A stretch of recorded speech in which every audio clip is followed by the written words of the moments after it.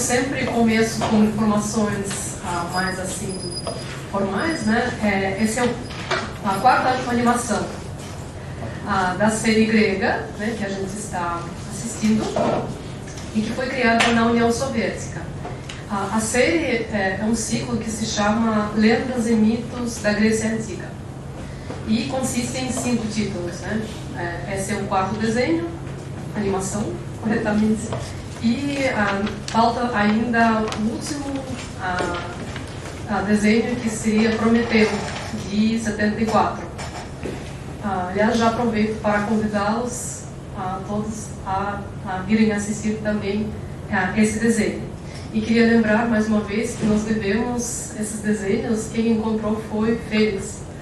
Então, mais uma vez, muito obrigada, Félix, foi um achado assim incrível. E esses desenhos, por que a gente fala de série, ciclo, né? Porque nós temos a mesma equipe, a diretora, Alexandra Snishkovnotskaya, que vocês podem, a foto dela, né, podem ver aqui. E eu acho que na próxima vez eu falo um pouquinho mais dela, acho que ela merece, como diretora, um pouco mais de destaque. O roteiro é de Alexei Simkov, desenho de Alexei Trusov e compositor Vitaly Geriksman. E essa equipe, ela participa de todos os desenhos, né, que a gente está assistindo, é a mesma equipe. E para a minha fala de hoje vai ser curtinha, né, porque nós temos também a fala da professora Ariane depois, em seguida. Eu usei um artigo muito curioso, muito interessante, que eu encontrei na internet, de Maria Grinkiewicz, uma autora russa. Ela escreveu para o site Animation School Review. É uma escola de animação, aparentemente, né, que eles estão ensinando a produzir animações. E esse artigo se chama Mitos Gregos nas Obras de Saius Multifilm. Aí, o que é mitos gregos, tudo bem, né? O que é Saius Multifilm? Saius Multifilm é a maior empresa soviética, a produtora soviética de animações, né? Então, a maior parte delas foi criada em Saius Multifilm. E a autora, Maria Grinkiewicz, ela começa dizendo que a influência da mitologia grega, ela é imensa no mundo atual, né? Nós podemos lembrar das pinturas, das esculturas, também a presença da mitologia na literatura e, inclusive, cinema também, né? Inclusive, teve muitos filmes, né, que já foram exibidos aqui no Cine Clube, e também animações, né? Agora, é interessante pensar, porque nós estamos falando de 2 mitologias, na verdade, combinando. Por que 2, né? A mitologia da Grécia Antiga e também a mitologia soviética, né? Por mais estranho que isso possa parecer, sim. Porque também o espaço soviético criou sua própria mitologia, né? Porém, ao contrário da mitologia grego-romana, essa teve um caráter politizado, né? Orientação política. E a base de qualquer mitologia, segundo a autora, é a imagem de uma sociedade ideal, né? E, no caso da União Soviética, nós estamos falando da sociedade legal, ideal socialista e absolutamente justa, né? Esse ideal socialista. E também diz a autora que a mitologia antiga era uma espécie de código de normas que estabelecia regras de interação entre o ser humano e a sociedade, a natureza, as divindades. Então, já na sua origem, a mitologia tinha esse caráter de ordenar o mundo. E isso também a gente pode pensar em relação à mitologia soviética. Porque na União Soviética nós temos também a figura de um herói, né? É um herói trabalhador, que é o herói principal do realismo socialista. E aqui vocês podem ver a imagem de Alexei Stakhanov. Alexei Stakhanov era um mineiro que nos anos 1930 superava todas as normas de extração de carvão que o governo estabelecia. Ele produzia muito mais do que ele deveria pela norma produzir. E esse personagem, esse homem, ele criou todo o movimento stafanovismo, que também perdurou na União Soviética nos anos 30 e 40. Muitas pessoas aderiram, era a campanha do governo, na verdade, né? Tinha cartazes que chamavam atenção para esse homem-herói, né? Então, como vocês podem ver, o tema heróico dos mitos antigos, ele acabou sendo um pretexto para fazer propaganda da necessidade de servir à sociedade, né? Como é o caso de Stefano. Também nós temos algo que une a metodologia da Grécia Antiga e da União Soviética, outro ponto, né? É o culto do corpo saudável, do corpo esportivo, que vocês também, se vocês tiverem curiosidade, podem procurar cartazes soviéticos, isso é bem evidente, né? Esse corpo esportivo. E nós também podemos ver esse mesmo corpo presente em todos os desenhos que nós assistimos, principalmente nos protagonistas, nos personagens. E nós temos uma estética dessas animações que é bastante peculiar. Nós temos o estilo visual, que lembra simultaneamente tanto as imagens gregas antigas quanto o monumentalismo das esculturas soviéticas, né? Então vejam só que combinação. Por um lado, nós temos imagens gregas, né? E por outro, também esculturas monumentais da União Soviética combinadas, né? nesses desenhos. Voltando ao culto do corpo, ele floresceu na União Soviética, mas a ideia veio da antiguidade. E vocês podem olhar realmente para nossos personagens, eles têm todos corpos atléticos perfeitos.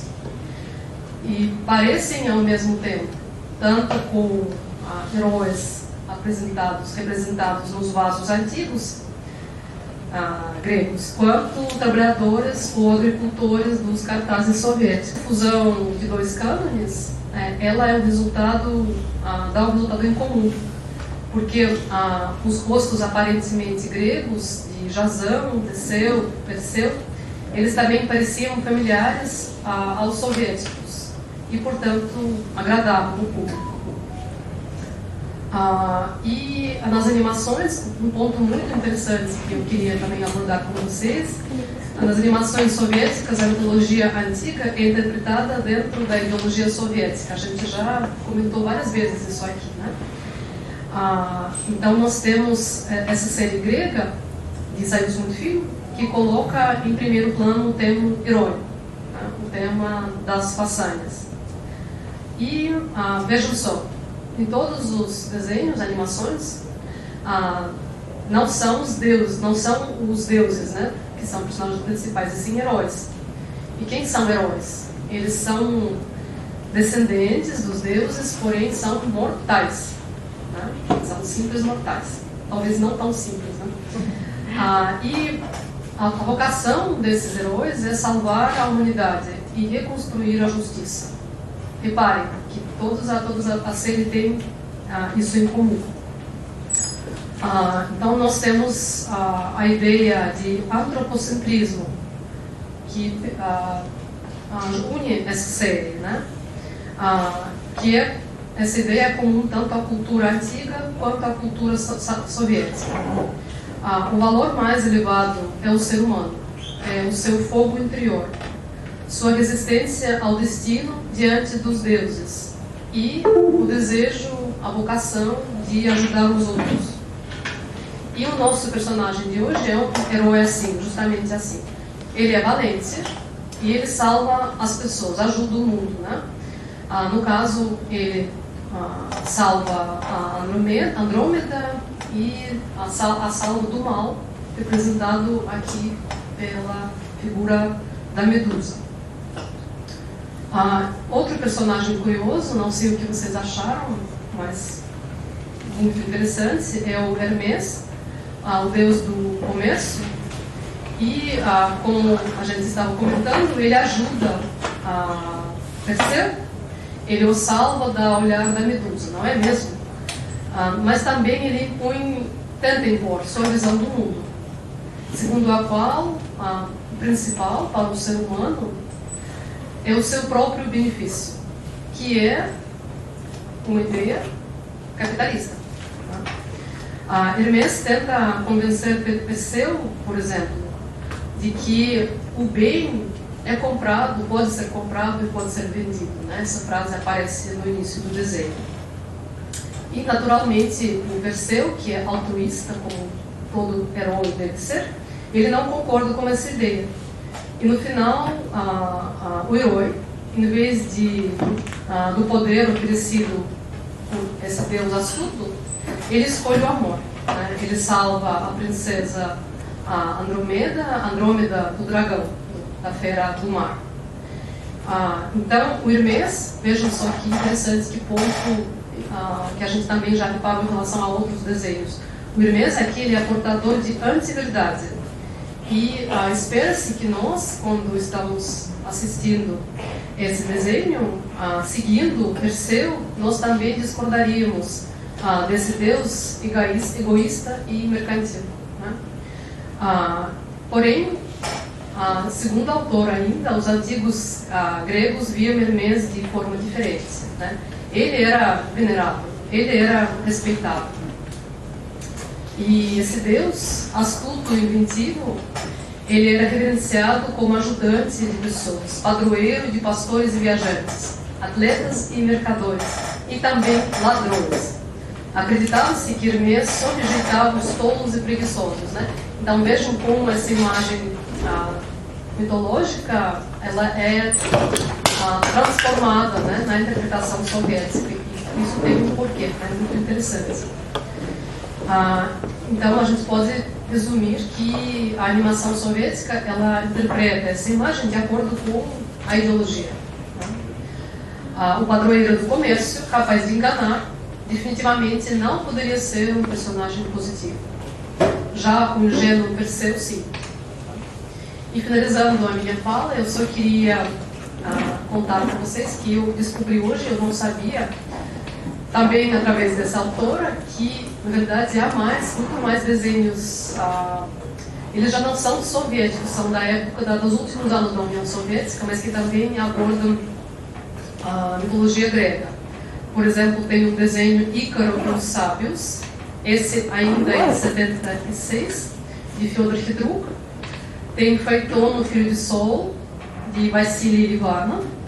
E existe mais uma série grega de Anatoly Petrov. Essa sim é do final dos anos da época soviética. E nela, aliás, acontece é visível a mudança que o diretor faz, em relação a esses desenhos que a gente assistiu.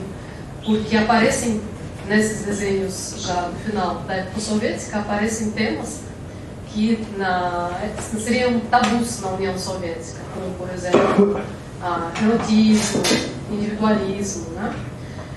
Então, essa série tem desenhos Hércules visita Admeto, de 86, O Nascimento de Eros, de 89, Daphne, de 80, e Ninfa Salmaca, de 92.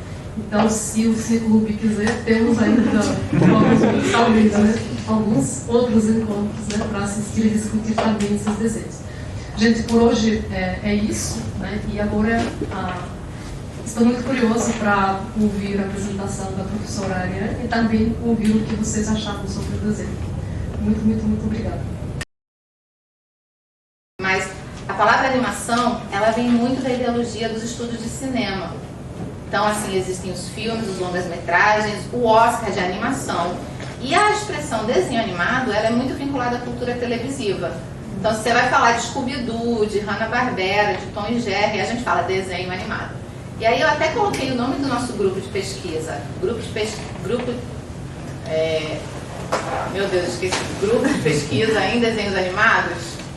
A expressão desenho animado é até como uma espécie de provocação mesmo, para dar legitimação ao que no campo das mídias é menos legitimado, que é o campo televisivo. Então, por isso que eu chamo de desenho, mas tanto faz. Eu acredito que se refere um pouco ao mesmo fenômeno mesmo. Ele é um fenômeno do século XX, realmente, depois do surgimento do cinema.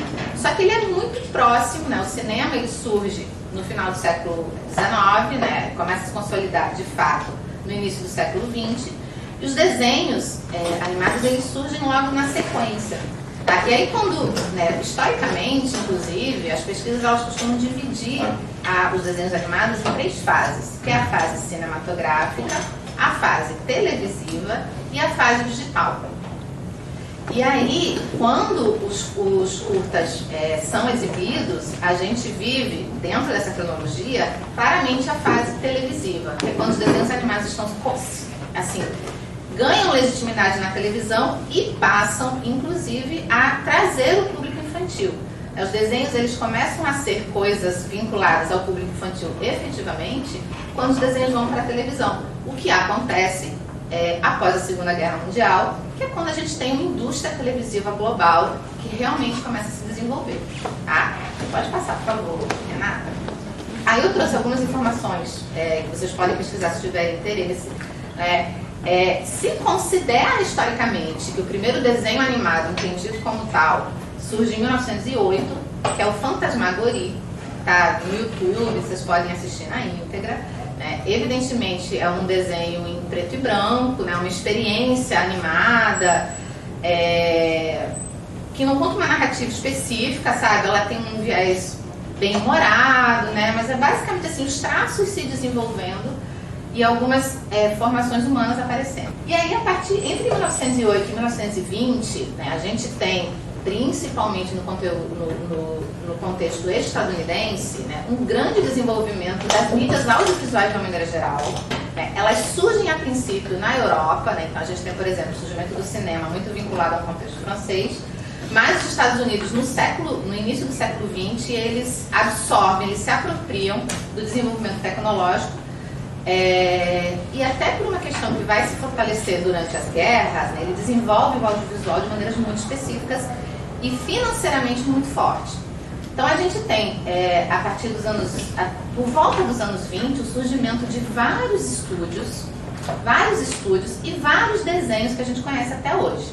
Então se a gente entre anos 20, anos 30, anos 40, por exemplo, a gente tem o desenvolvimento de alguns estúdios que produzem Popeye, Pica-Pau. Esses desenhos são dessa época, né? Os primeiros desenhos que a gente vê do Popeye, né, um traço mais simples e tal, são dos anos 30, Pica-Pau dos anos 40.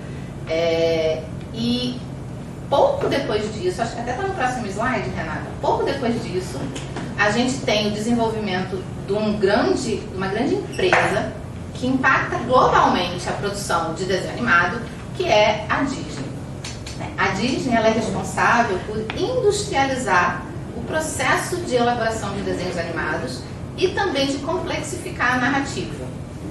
E aí depois dos anos 20, né, na Rússia, especificamente no contexto da União Soviética, ao que me consta, os desenhos animados eles surgem nos anos 30, eles começam a se desenvolver mais ou menos nos anos 30, né?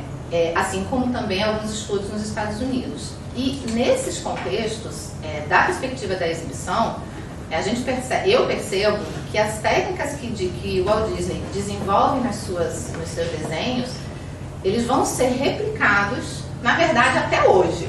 E aí eu trouxe algumas coisas, e aí eu vou falar um pouquinho, porque aparece nos curtas, pode passar, Renata. Disney viveu até os anos 60, até 1966, né, e ele era um grande protagonista da empresa, né, então ele comandava de forma bastante verticalizada a empresa, ele desenvolvia os desenhos, ele era muito próximo dos processos de produção. E aí o que ele fez? Ele desenvolveu algumas técnicas, depois eu posso passar isso para vocês, e uma delas é bem visível no Perseu que a gente assistiu, que é a técnica a cell technique, técnica da célula, que é a seguinte questão. Os primeiros desenhos, eles são desenhados quadro a quadro, imagina um trabalho absurdo. Então, cada quadro era desenhado separadamente, tanto que a gente tem desenhos com pouca duração, porque é muito desenho para fazer, é uma produção muito grande que é necessária para a narrativa acontecer. Aí, o que a Disney consegue fazer? Ela desenvolve um processo mais industrializado de desenhar várias células e colocar uma na frente da outra, como planos fotográficos. E aí ela pode mover especificamente uma das células e deixar as outras estáticas. Então isso é bem comum quando aparece, por exemplo, o Perseu andando de um lado para o outro, que aí dá para perceber que todo o que está atrás dele fica estático, não muda, ele não é desenhado novamente. Só o que é desenhado novamente é o personagem, aquela movimentação de personagem que está acontecendo na frente. Então isso é uma técnica que até hoje, né, aparece bastante em desenhos bidimensionais, que é o caso também. Inclusive, eu trouxe depois um exemplo que eu sugiro que vocês assistam, eu vou trazer o link também, Renata, porque eu acho que alguns movimentos que o Perseu faz, eles se desenvolveram bastante em algumas experimentações que Disney fez em movimentos físicos e corporais, usando um pouquinho dessa técnica. Algumas outras coisas que Disney fez que foram bastante interessantes e que depois isso vai possibilitar que os desenhos animados se transformem em um produto sistematicamente produzido é a compartimentação da produção, que aliás é um processo industrial fordista, extremamente capitalista, né? que é um pouco parecido com o que se faz no cinema. Então, a gente tem, de um lado, os ilustradores, dos outros lados, os roteiristas. Os desenhos, eles são feitos para que vários artistas possam reproduzir. Então, Mickey, por exemplo, usa um traçado que, com técnicas de desenho muito simples, né, muitos ilustradores podem reproduzir de forma bastante legitimada aquele mesmo traço. Então, assim, a simplicidade do traço. E um outro elemento que aí nesse curta é muito presente e que Hanna-Barbera também vai utilizar na televisão é a ênfase nos diálogos. Então, assim, diferentemente de outras produções animadas que prestam muita atenção na técnica, então, a técnica, a experimentação visual suplanta o diálogo. A partir da hegemonia da Disney como uma grande indústria, né, os diálogos nas produções que vão para a televisão e que vão para o cinema, para o cinemão, digamos assim, o diálogo suplanta as técnicas estéticas do desenho. Depois, Disney vai fazer algumas experimentações, tá? Mas o diálogo, então assim, o que se fala é bastante importante.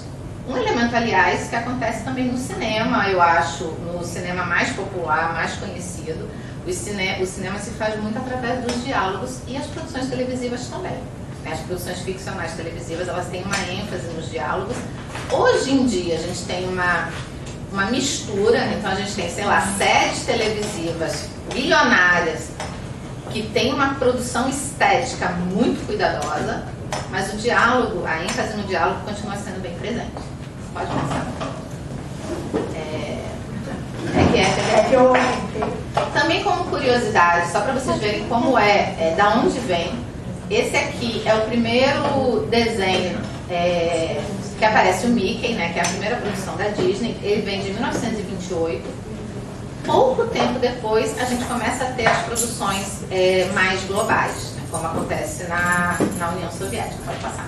Também é bem fácil de encontrar no YouTube, o desenho todo, tem 11 minutos. Tá? Esse é o primeiro desenho colorido, Flores e Árvores, da década de 30, 1932. E esse desenho, ele tem umas movimentações que me lembraram muito Perseu. Certas movimentações, principalmente no início. O curta também, que conta a história de Teseu e Ariadne, que aliás, dos que eu assisti foi o que eu mais gostei. Ele também tem um início assim, que mostra as movimentações, então eles voando. Vocês vão assistindo esses produtos, vocês vão ver que existe toda uma semelhança na maneira como esses elementos vão aparecer no quadro, né? Esses movimentos coreografados, que são feitos às vezes separados da música, né? Primeiro vem os efeitos, depois a música é construída embaixo, e na televisão vai ser o contrário. Existe a música e os desenhos vão um pouco se encaixar no que a música está trazendo. Pode passar. Especificamente esse desenho, né, que faz parte de um conjunto de desenhos da Disney da época de experimentação estética, chamada Silly Symphonies. Também vocês podem, assim, é bem fácil de encontrar a informação, também posso deixar o link. Esse desenho, ele foi especificamente criado com o propósito principal de fazer experimentação do rosto das personagens, né? O rosto, né? Os detalhes da face, né? Que é uma coisa que até hoje, na animação digital, continua sendo um grande desafio, porque os desenhos animados, eles continuam passando as sensações através de poucas características faciais. Não consegue nem de longe reproduzir o que a gente faz na vida real. Então, assim, é o movimento dos olhos, é um pouco, muda um pouquinho o formato do rosto para demonstrar, sei lá, irritação. Mas os desenhos não conseguem, mesmo aqueles 3D da Pixar, aquelas coisas assim extremamente detalhadas, não conseguem reproduzir, né, as rugas de expressão que a gente faz, por exemplo, essa enorme nuance que a gente tem de maneiras de comunicar através da nossa face. Desde os anos 30, Disney tenta, e aí no curta, que é bem interessante, dá para perceber que em alguns é tão difícil trabalhar a face que os detalhes, eles são guardados apenas quando Perseu, por exemplo, ou Hermes aparecem em primeiro plano. Eles são os únicos personagens que têm um cuidado facial. Mas não é um cuidado facial que acontece a todo momento. Em alguns momentos que aparece um close, aí de repente Perseu aparece com os olhos grandes, com o lábio maior. Mas no geral é uma coisa meio pouco definida, assim, é um pontinho, os olhos são pontinhos, assim, a face, assim, é como se a gente visse de longe o personagem. Nessa época, na década de 70, quando os curtas foram lançados, a gente já tinha outras maneiras detalhadas de fazer isso. Mas não foi a opção estética, que aí a gente não sabe se é uma opção estética mesmo ou se é por causa da técnica que não tinha, que era difícil de fazer na época, até porque acho que a gente não sabe, né, o quanto de dinheiro se tinha para fazer essas produções, que geralmente não era muita coisa. Pode passar. E tem um outro desenho que eu sugiro que vocês assistam também, quem se interessar, também da década de 30, que é uma experiência de estética que a Disney faz, de paisagem, que é outro elemento que nessa época era bastante difícil e que a gente percebe também de maneira muito específica no curta. As paisagens, o diálogo é tão importante e os protagonistas são tão importantes que as paisagens são muito simples e monocromáticas, na grande maioria dos casos. Inclusive, me lembrou bastante, pode passar também, um filme bem famoso, da Disney, que é dos anos 40.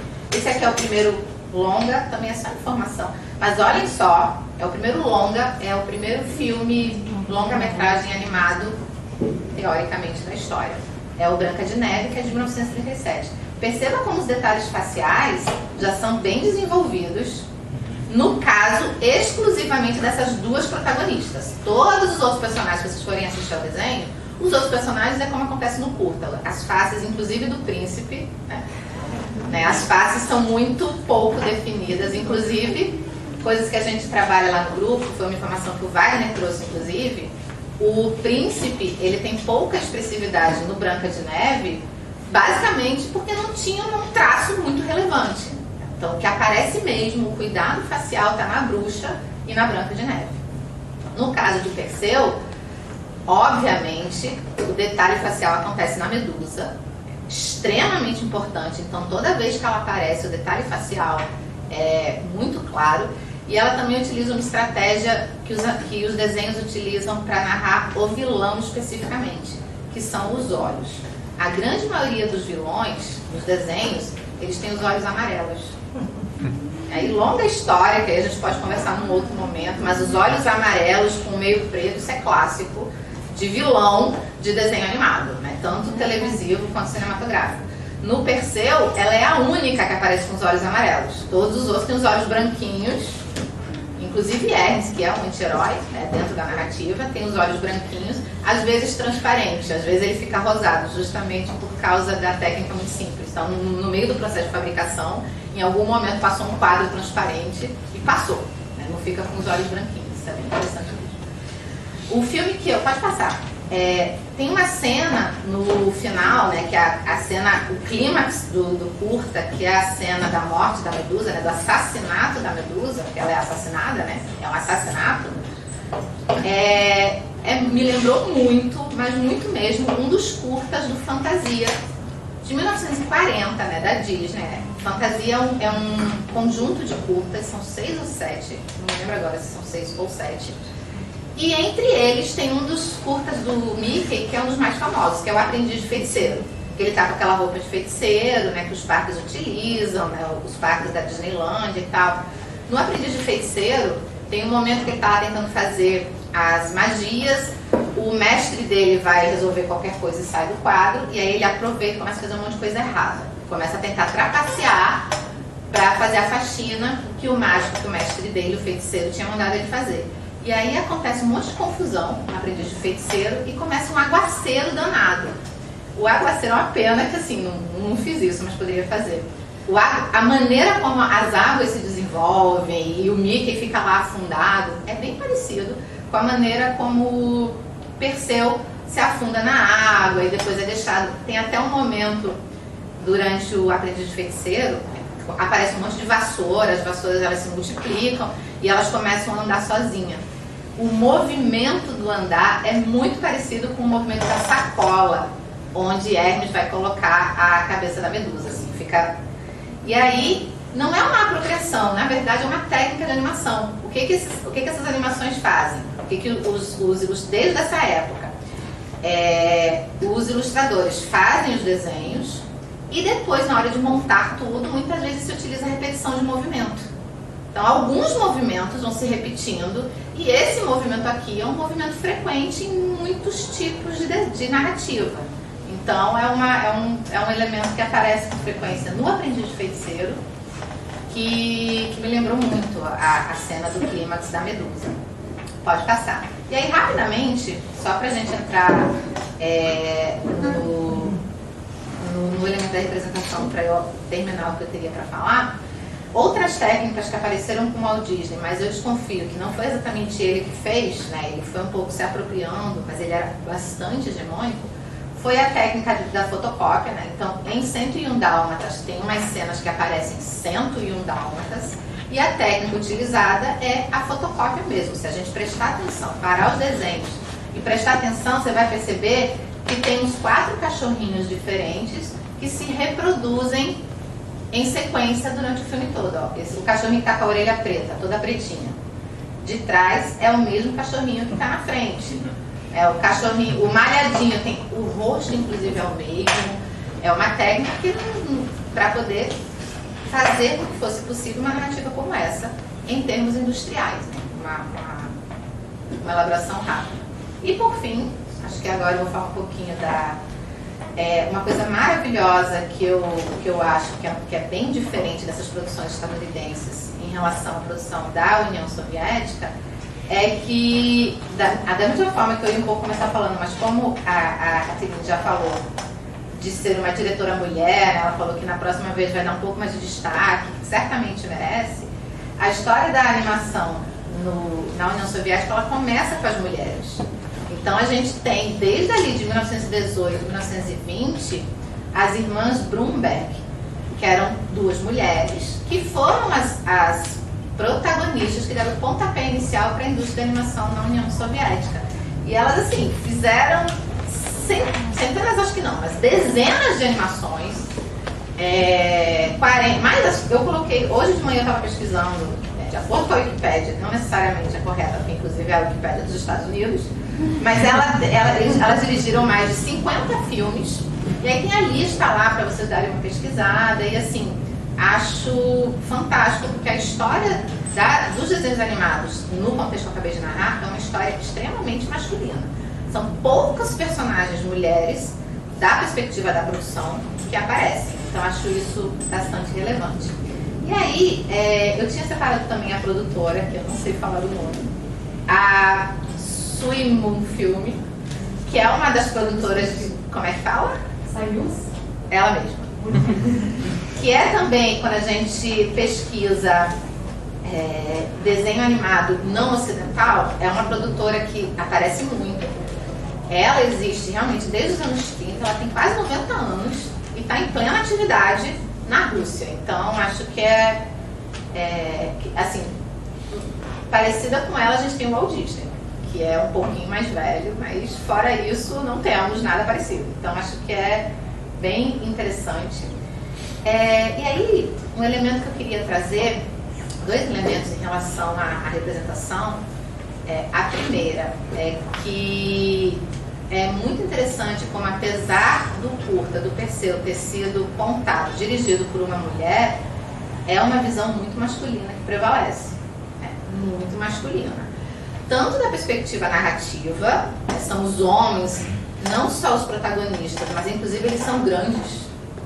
Visualmente eles são altos, eles são grandes, eles são poderosos. Como toda vez que as mulheres aparecem, elas são mirradinhas. E especificamente a Medusa, que é a grande vilã, ela até tem uma cor diferente. Ela tem uma coloração diferente. Isso nos desenhos, em todos os lugares, isso é muito relevante. As cores que aparecem são muito relevantes. Mas nos desenhos isso é particularmente interessante, porque a cor da pele é escolhida por quem desenha e por quem dirige.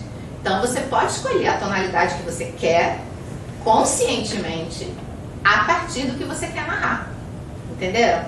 Então, a Medusa, ela não só tem os olhos amarelos, ela tem uma cor muito mais escura, não sei se vocês lembram, é muito mais escura do que os outros protagonistas, ao passo, inclusive, que Andrômeda tem a mesma cor que Perseu. Perseu é um pouco mais bronzeado, porque existe uma questão do bronzeado com o másculo trabalhador, existe um imaginário que aciona esses dois elementos, mas ela é muito da cor do Perseu e acabou. O Teseu também me chamou muita atenção, porque são vários jovens e toda vez que aparece, assim, são muitos homens, as meninas não falam nada, não aparecem nada, então eu acho isso bem interessante. Bem interessante. E também como, quando as mulheres aparecem, a mesma coisa que a gente vê em vários lugares, né? Em todos os casos, elas são extremamente sexualizadas. Andrômeda é muito sexualizada. Ela tá sem roupa, não é verdade? Sem a parte de... Eu fiquei vendo, realmente ela está sem nada. Claro, isso é muito relevante, porque os homens todos aparecem vestidos nas suas partes baixas, né? Normal. Inclusive, tem toda a licença poética da animação. Ele voa e a saia não se mexe, né? Continua lá embaixo, nada aparece. Mas a mulher, ela está acorrentada num lugar, né, dentro de um posicionamento enfraquecido, com o peito todo de fora. Claro que isso remete à maneira como eram narradas as histórias da mitologia, mas a gente vive num mundo machista há muito tempo. Então é interessante a gente perceber como, de todas as edições históricas realizadas, esta não foi uma das edições escolhidas para ser feita. Acho isso bastante relevante. E um segundo ponto que eu diria também, que eu chamaria a atenção, além dessa construção do herói, que eu compartilho totalmente, né, a construção do herói dessas narrativas, é que elas não, a princípio, elas não me parecem, um debate que a gente começou a fazer no início, mas que eu posso até, se quiser abrir um debate, mas a princípio essas narrativas não me parecem ser feitas com um direcionamento infantil. Elas parecem ser narrativas que têm um alto tom pedagógico, pensadas para ensinar os adultos como proceder de alguma forma. No entanto, ao mesmo tempo, existem algumas camadas que não impedem que as crianças se identifiquem com esse conteúdo e achem tudo muito normal, achem tudo muito tranquilo e possam assistir. Então existe ali uma dupla maneira de fazer, que eu acho que é um pouco talvez o que acontece, que a gente até vê menos no mercado estadunidense e mesmo brasileiro de desenho. São desenhos, me parece que são desenhos pensados para o público adulto, mas que as crianças podem assistir. O que a gente percebe no mercado contemporâneo de desenhos animados, por exemplo, nos Estados Unidos, são desenhos pensados para crianças que os adultos também podem assistir. Então a gente vê um pouco um percurso, não sei se eu estou certa, porque eu não estava num contexto, acho que é um debate muito legal, porque temos aqui uma pessoa que assistiu quando era criança, então eu acho que pode ser um debate bem interessante. Mas enfim, acho que fica aí um ponto para a gente talvez discutir. Queria muito agradecer, a gente pode conversar. E por último também, queria só reforçar que além do Wagner, tem um colega do departamento, que é o Emanuel, que veio prestigiar, que também trabalha com games, e acho que tem muito diálogo também que pode ser construído com vocês. Enfim, é isso. Muito obrigada.